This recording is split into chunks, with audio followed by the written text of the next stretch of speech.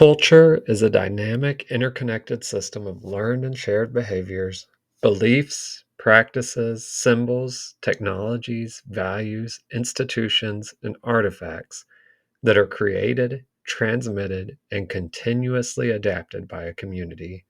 It's the totality of a society's ways of living, thinking, and interacting with their physical and social environments, and includes tangible elements like tools, art, and architecture, and intangible elements like language, customs, and moral codes. In this video, we're going to look at 10 aspects of culture. First, we'll look at the development of culture over history and time. Culture is shaped by the accumulation and modification of knowledge, practices, and beliefs over generations. It functions as a social heritage of a group passed down through education, imitation, and tradition. Second, we're going to look at the normative aspects of culture. Culture serves as a framework of rules, norms, and standards that guide individual and collective behaviors. It includes values and ideologies that influence decision making and interpersonal relationships. Third, we're going to look at the psychological and adaptive functions of culture. Culture is a problem solving mechanism. It enables communities to adapt to environmental challenges and interpersonal dynamics. It involves learned behaviors and habits, which provide individuals with tools to navigate internal and external stimuli. Fourth, we're going to look at the structural and systemic nature of culture. As a system, culture organizes its components, beliefs, customs, technologies, and institutions into interconnected and interdependent patterns. These systems are unique to each society and shaped by historical, geographic, and social context. Next, we'll look at symbols and communication in culture. Culture relies heavily on symbols, including language, art, and rituals, to convey meanings and foster cohesion within a community. These symbols enable the transmission of abstract ideas and values, ensuring continuity and innovation. Next, we'll look at the creative and material aspects of culture. Culture is both a product of human creativity and a repository of artifacts. It includes the tangible outputs of human ingenuity, so tools, buildings, art, and intangible expressions of thought like literature and philosophy. Next, we'll look at how culture integrates and how it distinguishes. Culture integrates diverse elements of a society into a coherent whole while also distinguishing one community from another. It shapes a group's identity and worldview, influencing how its members interact with outsiders and how they look at their place in the broader world. Next, we'll look at transmission and learning of culture. Culture is learned. It's not biologically inherited. It's transmitted through socialization processes like education, storytelling, and media, and it's subject to reinterpretation with each generation that engages with it. Next, we'll look at behavioral patterns of culture. So, culture manifests itself in habitual behaviors and daily practices that are standardized within a community. Those behaviors range from mundane routines to complex rituals and reflect a group's shared values and norms. Finally, we'll talk about the ethical and moral dimensions of culture, including moral codes and ethical frameworks that govern interpersonal conduct, individual responsibility, and communal well-being.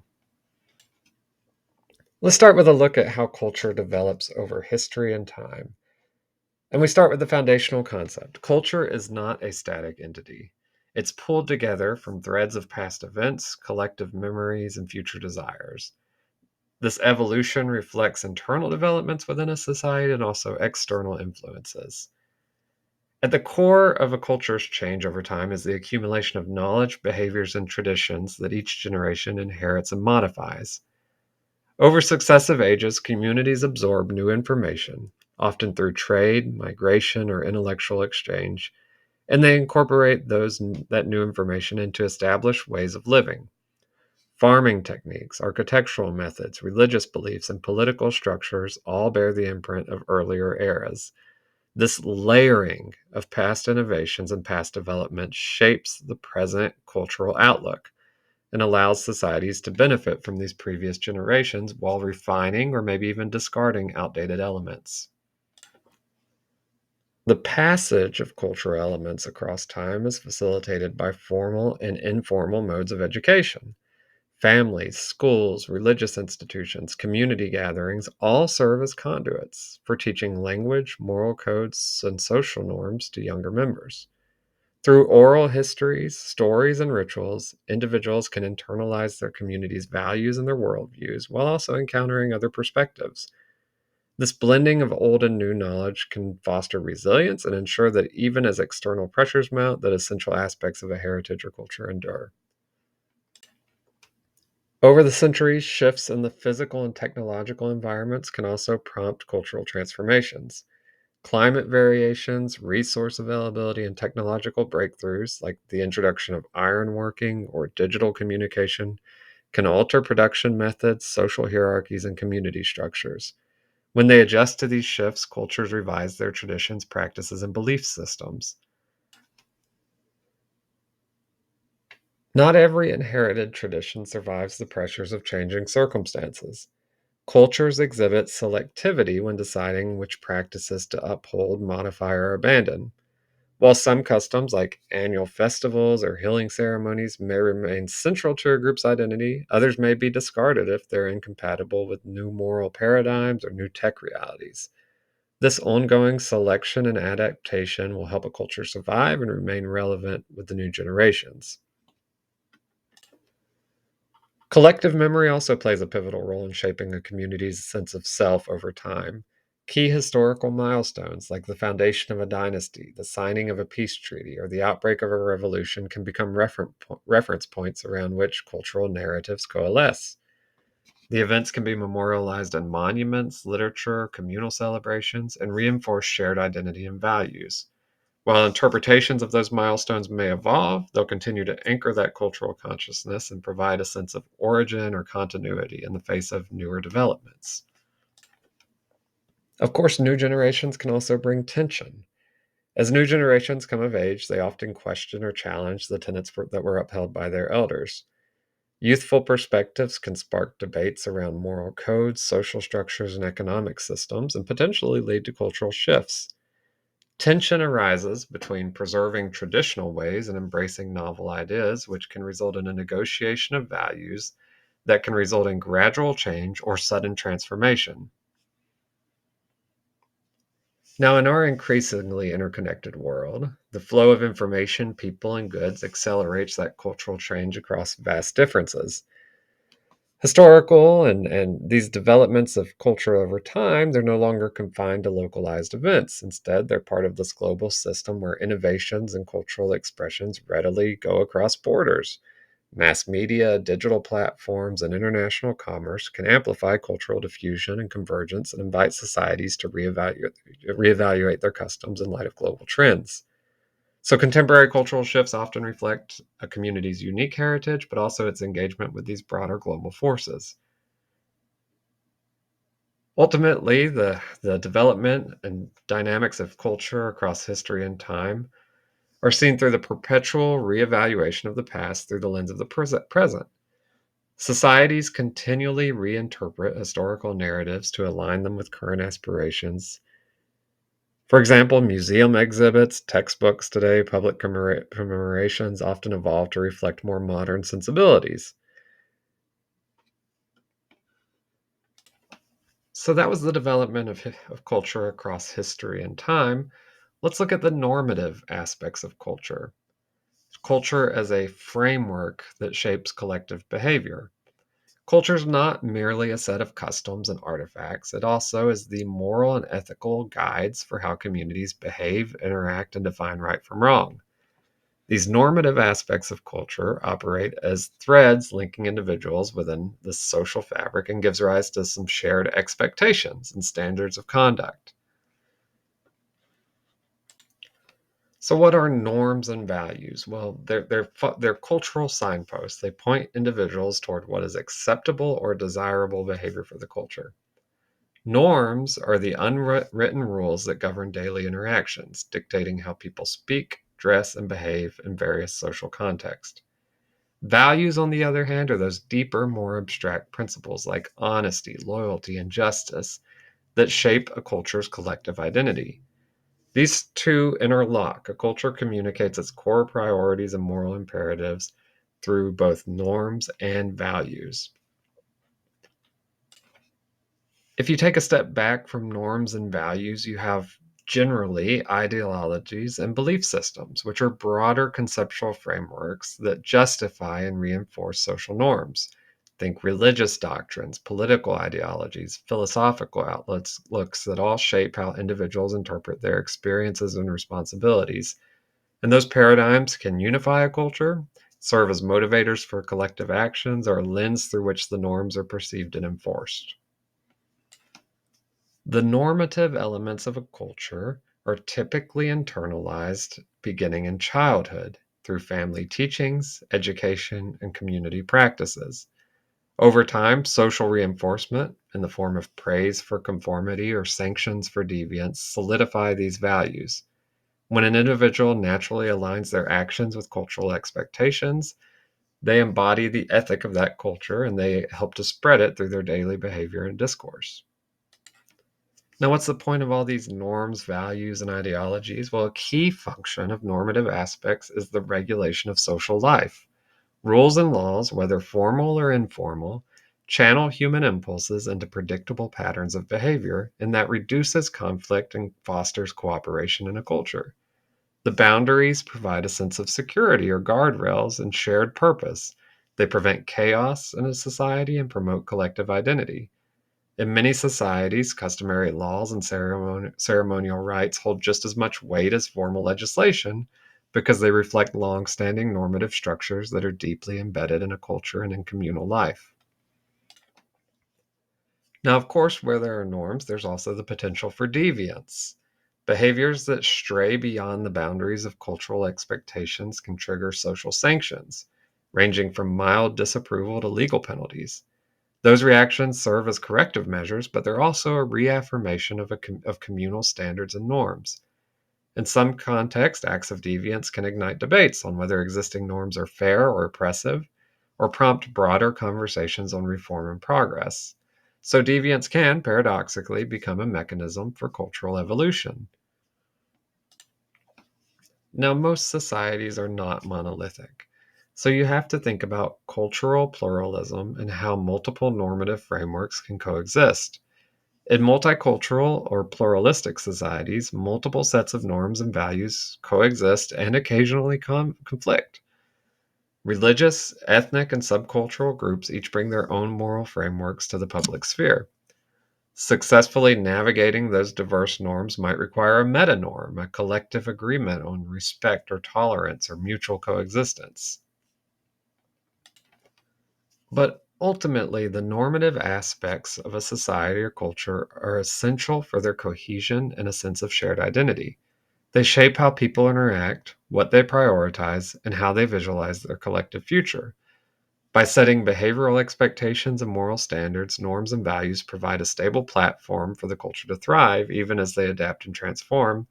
And through those guiding principles, individuals can find common ground, forge alliances, and collectively navigate social life together. So, we talked first about the development of culture over history and time. We talked about normative elements of culture. Now, let's talk about the psychological and adaptive functions of culture. Culture is more than customs, beliefs, and artifacts. It's also a psychological system that equips individuals and communities to navigate their world with meaning and purpose. It can facilitate emotional well being, social cohesion, and offer adaptive strategies for survival. This is because at its core, culture provides a collective approach to problem solving, shaped by generations of trial, error, and adaptation. Agricultural practices, medical traditions, architectural methods, and conflict resolution strategies all reflect culturally accumulated knowledge that helps communities survive and thrive under specific conditions. Even rituals and ceremonies serve a functional role. In some ways, they'll facilitate emotional catharsis or reinforce group unity during crises and celebrations alike. Beyond practical strategies, culture also offers psychological scaffolding. Myths, legends, religious beliefs, and philosophical traditions all provide lenses through which individuals can interpret life events and existential questions. These narratives will instill a sense of order in a world that can otherwise feel arbitrary or overwhelming. By locating themselves within a larger cultural story, whether that's defined by lineage, faith, national heritage, individuals can anchor their sense of self and find guidance on how to behave and what to value.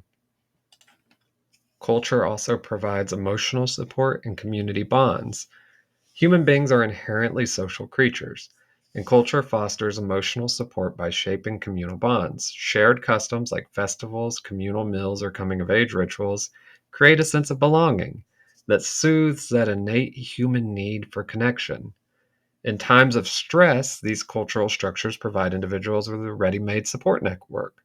Whether it's a close knit religious community or a team of colleagues over a workplace culture, collective identity nurtures emotional well being and reduces anxiety and isolation. Culture can also regulate behavior and coping mechanisms. It prescribes acceptable ways to express emotions, resolve conflicts, and deal with loss or adversity. For example, grief rituals help people process sorrow in a socially endorsed collective manner. Likewise, cultural norms surrounding generosity, hospitality, or stoicism shape how individuals cope with scarcity or misfortune. By providing guidelines on emotional expression, culture helps stabilize interpersonal relationships and it minimizes behavior that could otherwise threaten group survival. Culture also just makes life easier through habit formation. Repetitive participation in cultural practices, say from table manners to prayer routines, reinforces those neural pathways and makes certain actions feel natural or automatic. That habit formation conserves mental energy and allows people to function more efficiently within their cultural context. And that again is why culture shock is so hard, right? All of those neural pathways that are wired are broken all at once. You're thrown into a new culture, you're thrown into a new environment, and everything that made sense, all of those automatic habits that you had in the past no longer work here. Culture also facilitates collective resilience when crisis strikes, whether natural disaster, pandemic, war, economic collapse. Cultural values and practices can mitigate panic and foster resilience. Shared myths of perseverance, religious concepts of hope and endurance, and community traditions of mutual aid all help groups to unify and confront hardships. And the social roles and hierarchies that are embedded in culture often coordinate communal responses, ensuring that resources and responsibilities are distributed. Now, all of these concepts are circling around the idea that one of culture's principal psychological functions is to reconcile the needs of an individual with those of a group. Through collective ethics, social expectations, and shared aspirations, culture arranges the landscape so that personal ambitions can align with communal stability. Even personal rites of passage, think weddings, naming ceremonies, these reinforce social cohesion by drawing individuals deeper into a network of cultural relationships. So that's it for the psychological aspects of culture. Let's turn now to the structural and systemic aspects of culture, those interconnected patterns and the frameworks. Culture is not random, it's not haphazard. It's a dynamic system in which beliefs, practices, values, technologies, and institutions all interlock to create a coherent or semi coherent whole. By viewing culture through a structural and systemic lens, you can see how those components function in harmony or disharmony, each part being shaped by others. So, at its fundamental level, you can see culture as a network of all these interrelated elements that all mutually reinforce one another.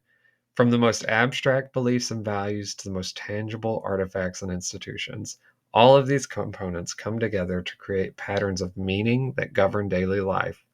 When one aspect of culture changes, say the introduction of a new technology or a shift in moral codes, it often has ripple effects, triggering adaptation in other parts of the cultural web.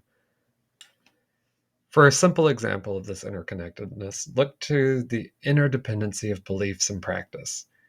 Beliefs and practices form a foundation in cultural systems, operating in cause and effect cycles. Religious or philosophical beliefs, for example, dictate which rituals, ceremonies, and moral obligations become significant.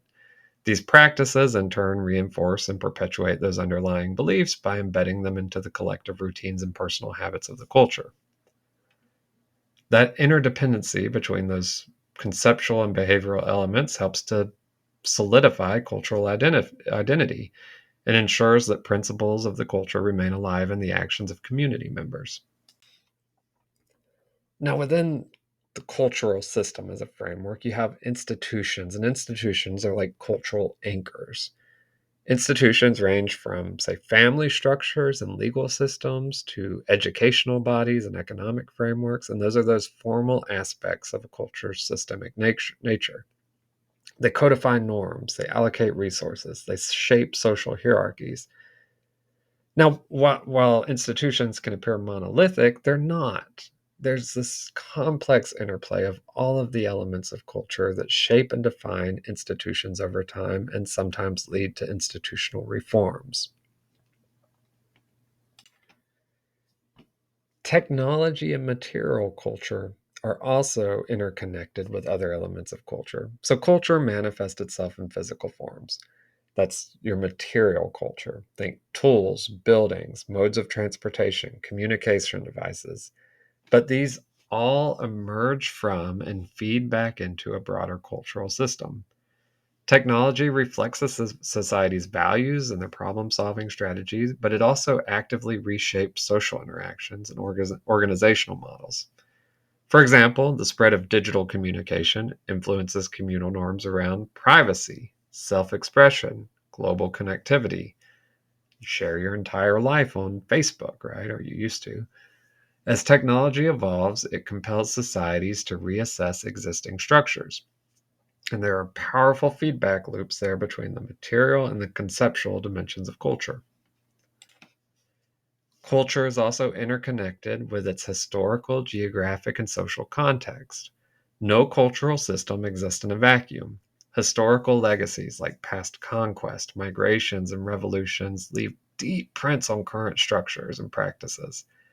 Geography also shapes cultural arrangements, determines resource availability, climate conditions, and interactions with neighboring groups. Social factors like class, ethnicity, and generational difference add further layers of complexity, influencing how institutions operate and how norms are interpreted. And by understanding these contextual forces, we can better understand why cultures differ so vastly across time and space, each having a unique structural pattern in response to its historical, geographic, and social context of the time. Within a cultural system, you also have power dynamics and hierarchical arrangements that help organize social life.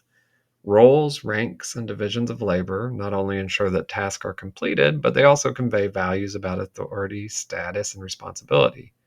From the micro level of family units to the macro level of corporate or governmental institutions, these structures reflect ingrained cultural assumptions about justice, leadership, cooperation, and over time, those hierarchies might be challenged or redefined through social movements or reform efforts. But there's again a feedback loop. The culture feeds into organizational dynamics and power dynamics, hierarchical arrangements, and those feed back into the culture. Now, with all of this, I'm not trying to paint a picture that cultures are just constantly changing. Despite their capacity for change, cultural systems often exhibit remarkable continuity over time. Long-standing customs, deeply held beliefs, and historically entrenched institutions can give a society a sense of identity and tradition. But we do see these adaptive mechanisms. We do see these feedback loops, and it's important to incorporate those feedback loops into your world building. All I'm really trying to say here is that ultimately the structural and systemic nature of culture show that no single element, whether it's a belief, a practice, a technology, or an institution, can fully be understood in isolation. Culture is a whole, it's greater than the sum of its parts, and it functions as a complex web of interactions that shape and are shaped by the conditions around it. If you take this more holistic view of culture, then you will build better cultures in your world building. So let's move on from looking at culture as this interconnected web or system to looking at symbols and communication in culture. In every society, symbols function as a powerful means of conveying meaning and solidifying group identity. Whether that's expressed through language, art, music, or rituals, symbols bind individuals together. They provide shared reference points for understanding the world. They enable communities to translate abstract ideas into tangible forms that can be transmitted and preserved.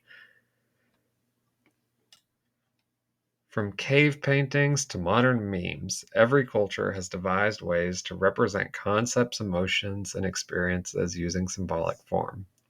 This universal trait, I think, reflects a desire to make sense of the world, to communicate complex ideas, and to form communications with others. By turning these intangible notions into something recognizable, human beings are able to bridge gaps of time, space, and ensure that wisdom, stories, and moral codes endure long after the people who originated them are gone. Of course, the central symbolic system for any society or culture is language. Words function as symbols for objects, actions, and abstract concepts, which allows individuals to share detailed information, to debate ideas, to cooperate.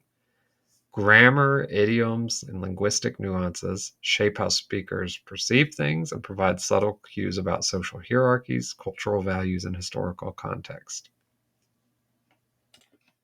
Beyond spoken and written language, cultures also rely heavily on visual symbols to evoke emotions, to convey ideologies, and to mark their social boundaries. Artistic expressions, ranging from those rock carvings to contemporary graphic design, carry layers of meaning that can be interpreted differently depending on a viewer's cultural background. Symbols like national flags, religious icons, or political emblems can inspire patriotism, reverence, collective action, disgust. In this way, visual communication can transcend linguistic barriers and make connections among groups that might not share a common language but do share certain symbolic references. While the spoken word provides a way of overt symbolism, nonverbal cues like body language, facial expressions, and gestures can communicate volumes about a culture's norms and expectations. A simple handshake or bow, for example, can signify respect, greeting, or the establishment of social hierarchy. Cultural context determine the appropriateness of physical contact, eye contact, and personal space, which turns everyday body language into a complex symbolic language of its own. These symbols operate beneath really your conscious awareness, but they shape your interpersonal dynamics and your social cohesion. In a more conceptual sense, we can also look at rituals and ceremonies as symbolic acts. Rituals and ceremonies transform abstract beliefs into concrete actions that members of a community can witness and participate in. From harvest festivals to rites of passages, these events use symbolic acts like the lighting of candles, the chanting of mantras, or the exchange of gifts to express some communal value, to honor traditions, and to reinforce social bonds. Within a single ritual, participants could experience multiple layers of meaning, right? Unity, renewal, gratitude, spiritual connection. Even seemingly simple traditions like a weekly family meal can be a powerful symbol of belonging and stability. And of course, these cultural symbolic systems are not static. Each generation reinterprets existing symbols or introduces subtle shifts or even radical transformations. I mean, think about the meaning of words that have just changed significantly over time, where something that meant cool in the past might now mean something vulgar. So, what's the point of these symbols? Well, at its core, the use of symbols is about forging connections across individuals and groups.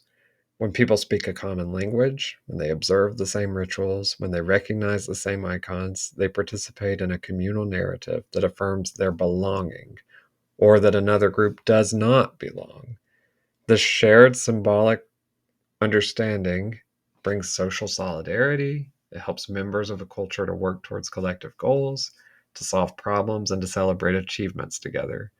Through symbols, cultures define their boundaries: who's inside, who's outside, and what values shape their sense of purpose. So let's move on from the symbolic aspect of culture to the creative and material aspects of culture, those tangible and intangible expressions of humanity. One of the most direct windows into a culture is through its physical creations. Tools, weapons, clothing, and other artifacts not only reveal levels of technological advancement at a certain time, but also shed light on a society's priorities, their resource use, and their artistic sensibilities. A handcrafted clay pot, for example, might speak to certain aesthetic preferences, food storage solutions, and trade networks that supply raw materials. Over time, the objects can help hold cultural knowledge, showing how a society uses its resources and adapts to its environment. Buildings and public spaces also demonstrate cultural identity. Think about towering cathedrals, minimalist skyscrapers, bustling market squares. What do they say about that society's view of beauty, about functionality, their view of spirituality, their view of social interaction? Then take a step back farther. Look at the way that cities are laid out, the way that kingdoms are laid out. What does that say about a society's views of economic priorities or ecological priorities? Structures, large and small, offer another way of showing cultural expression. You also have visual and performing arts. Think painting, sculpture, dance, theater, music. These expressive forms can convey cultural myths, political critiques, social commentaries. Now, I recognize art can be deeply personal, but it can also carry through collective experiences or cultural priorities. Cultures also have their literary traditions and their storytelling traditions. Language and narrative are some of the strongest ways of showing a culture's creativity. Myths, legends, poems, novels, oral traditions. These are what societies often use to preserve memories, to educate future generations, and maybe even to explore the existential questions that a society looks at. Beyond tangible artifacts, you also have philosophical and intellectual innovations, intangible creations like philosophies, scientific theories, political ideologies that can be equally transformative for a culture. These frameworks can guide how communities interpret reality, how they approach ethical dilemmas, or how they organize themselves. Whether you're expressing those in religious doctrines or cutting edge research, these intellectual endeavors can push dialogue, challenge assumptions, and lead ultimately to paradigm shifts. As they circulate, they can influence everything from policymaking to education systems to governance to technological breakthroughs. Now, these creative and material aspects of culture don't occur in a vacuum. You're going to hear me say that a lot about different aspects of culture, but they do not occur in a vacuum. They're influenced by social and economic conditions. Think patronage systems, market demands, available resources. These can all spur or constrain artistic expression. A robust economy might lead to a golden age of monumental architecture. Periods of scarcity may inspire minimalist aesthetics or a shift towards communal resource sharing. In that sense, art, technology, and material culture can serve both as indicators of a society's well being and methods of change for society's growth or transformation. Ultimately, the creative and material aspects of culture help shape collective identity and show aspiration. Through art, literature, architecture, and philosophy, a society articulates what it holds dear and how it envisions its future. Now, let's move on from those creative and material aspects of culture to discuss how culture unites and differentiates communities. Culture has a cohesive power through shared practices. A set of shared practices brings individuals together. Those can include language, religious observances, communal rituals, and everyday norms. These collective activities foster a sense of unity and remind participants that they belong to something larger than themselves.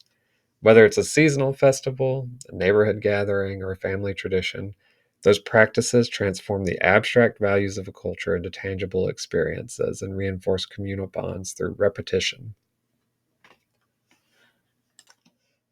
Culture also integrates by guiding interaction and setting benchmarks for acceptable behavior, as we talked about with normative aspects of culture. When people hold similar moral principles like respect for elders, hospitality, or environmental stewardship, they find common ground for collaboration and mutual support.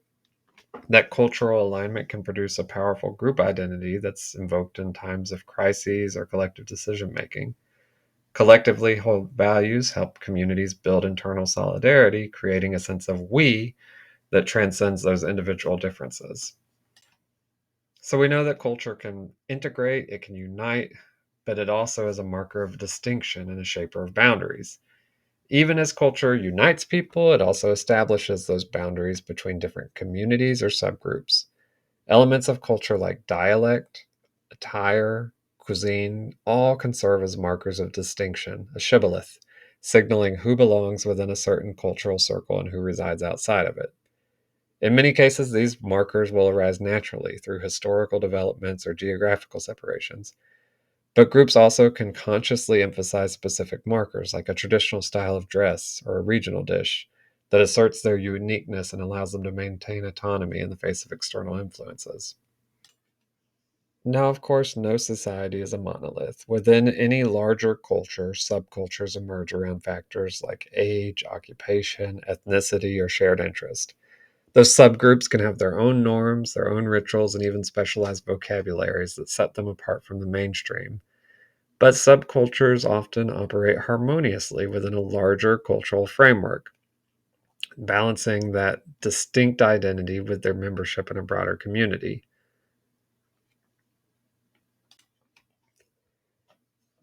This simultaneous pull that we've been talking about between integration and distinction is what makes a culture dynamic. Without a shared core of customs, values, and social ties, communal life would fracture. Without distinguishing traits and a unique identity, a culture risks losing its flavor and significance. The tension between opposing forces can help keep a culture vibrant. They adapt, but they don't abandon those essential elements of their heritage. So let's move on from integration and distinction to talk about how cultures transmit and learn. How does culture travel through generations? We know that culture is not biologically inherited. It's perpetually shaped and reshaped by each generation acquiring, interpreting, and refining the knowledge, values, and practices of its predecessors. That ongoing process of transmission and learning ensures cultural continuity, but it also opens the door to adaptation and innovation. Culture starts to take root in people from birth through the process of socialization. Families, caregivers, and immediate communities all serve as these earliest conduits of cultural knowledge. They impart the fundamental norms like language, etiquette, and basic values through their everyday interactions. Infants and young children learn through observation, imitation, and sometimes direct instruction, internalizing those routines and traditions often without conscious effort. That early immersion in customs provides a sense of belonging and shapes an individual's identity long before their formal education begins. As children grow, if your society or culture has it, education can broaden beyond the home to include things like schools, religious institutions, and apprenticeship programs. These formal settings might introduce more systematic methods of transmitting the culture. In a world building context, it's important to think about the power of storytelling and oral tradition, especially depending on when, where your story or your world is set. So long before the invention of written records, we had oral traditions, right? Myths, folk tales, epic poems, ancestral histories, which were the primary means of preserving and transmitting cultural heritage. Even in today's societies, modern literate societies, storytelling is still a vital practice. Narratives reinforce communal values and provide examples, moral examples for people. By framing your cultural knowledge in a narrative form, societies are able to make abstract principles acceptable, accessible rather, memorable, and ensure that they pass on to the next generation. Now, if you're world building an advanced society, like, well, I guess you can call our current society advanced, Uh, the mechanisms of cultural learning can extend beyond face to face interaction. You have things like mass media, television, radio, film, digital platforms like social media, podcast, online forums that have all become powerful ways for transmitting cultural ideas or even building subcultures. Communities are able to share music, fashion, political ideologies, linguistic slang at speeds that weren't known in the past. So this can cause cultural convergence, but it also allows for divergence and this spread of these minority traditions or niche groups. Now, it would be a mistake to think of this passing down of culture as this passive activity on the behalf of the new generation. Every generation engages with the values and practices that it inherits and adapts them to their reality. Young people might question established norms, whether those are related to social hierarchies, gender roles, or religious observances, and prompt debates that can result in gradual reform or sudden change. These dialogues will make culture. So, with the methods of learning or passing down a culture in mind, what are the challenges to that continuity from one generation to another? Well, cultural transmission faces threats. Political upheavals, forced assimilation, displacement, language loss, all of these things can disrupt established channels of learning.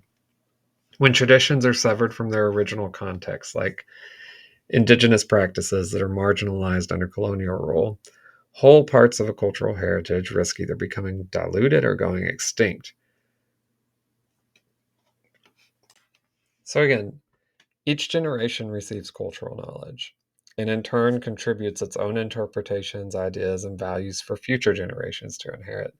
It's a dynamic process and it's culture changing over time, but also passing on those key values over time. So let's move on from the transmission and learning of culture to behavioral patterns of culture, the everyday habits that shape cultural life. Behavioral patterns are so ingrained in everyday life that community members often perform them without conscious thought. Think morning routines like brewing coffee, engaging in prayer, to evening rituals like family gatherings or reflection or everybody sitting in front of a TV. While each person's specific task may differ, the general pattern of starting and ending the day in certain culturally prescribed ways brings this collective sense of order and belonging. Have you seen that latest Netflix show, right? It's a cultural phenomenon.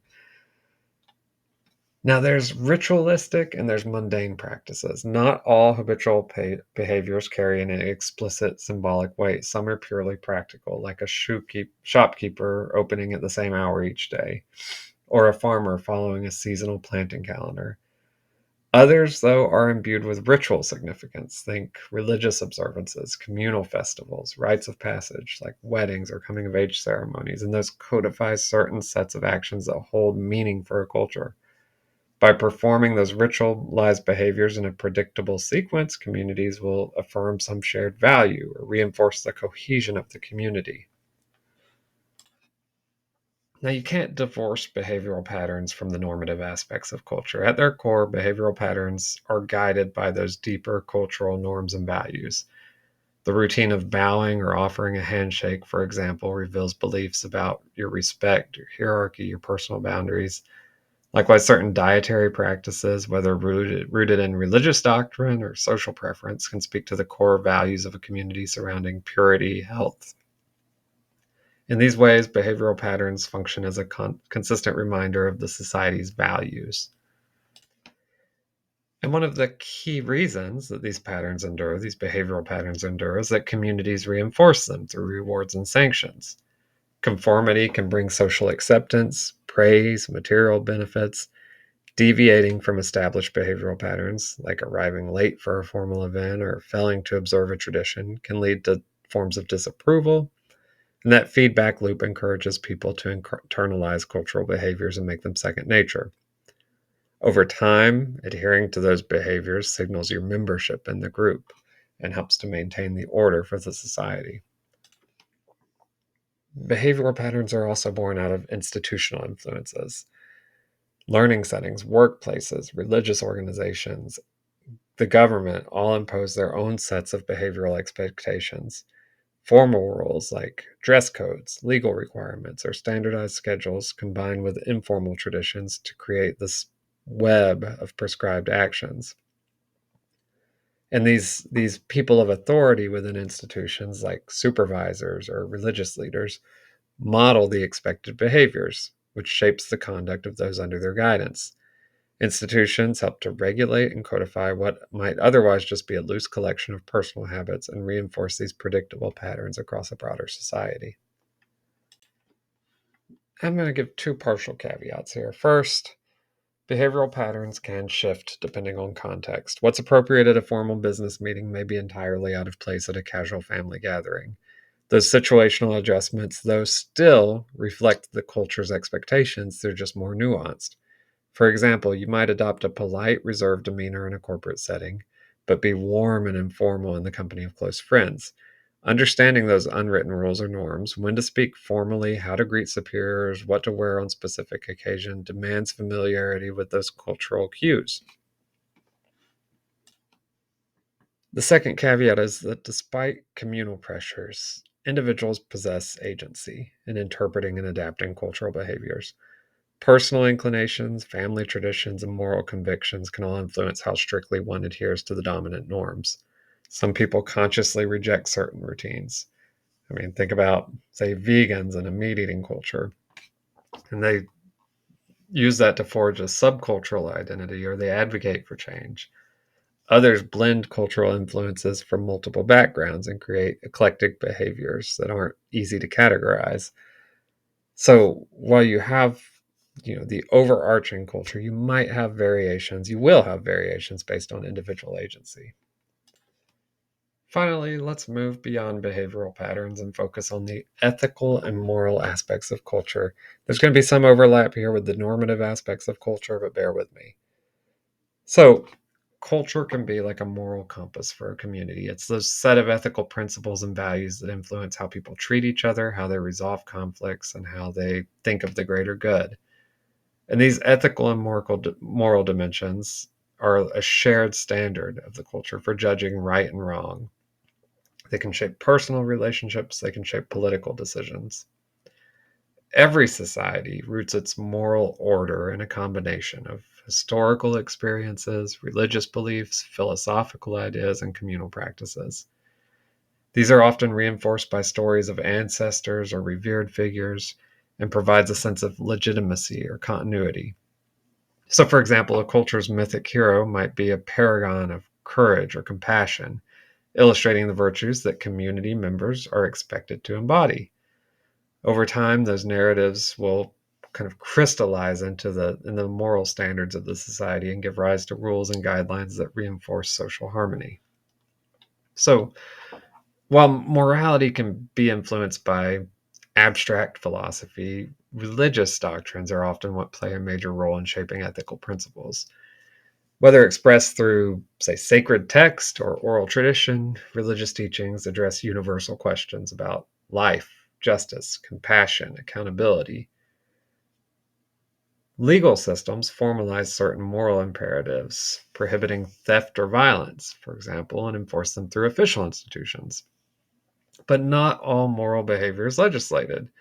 Not all moral behavior comes from, the religious teaching of a society. You also have customs and unwritten social contracts that guide interactions in some subtle ways and fill in gaps where religious edicts or legal codes don't explicitly apply. But these moral principles aren't just formal statements of belief. We're talking about everyday behavior. How do people in this culture treat their elders? How do they welcome strangers? How do they manage communal resources? These questions all reflect a deeper ethical question. A simple act of hospitality, like offering a meal to an unannounced guest, can carry profound significance morally for the culture.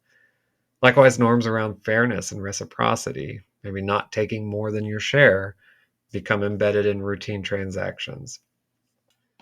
So, uniquely among the normative aspects of culture, the ethical and moral dimensions reveal the deeply held convictions that unify people's actions within a culture.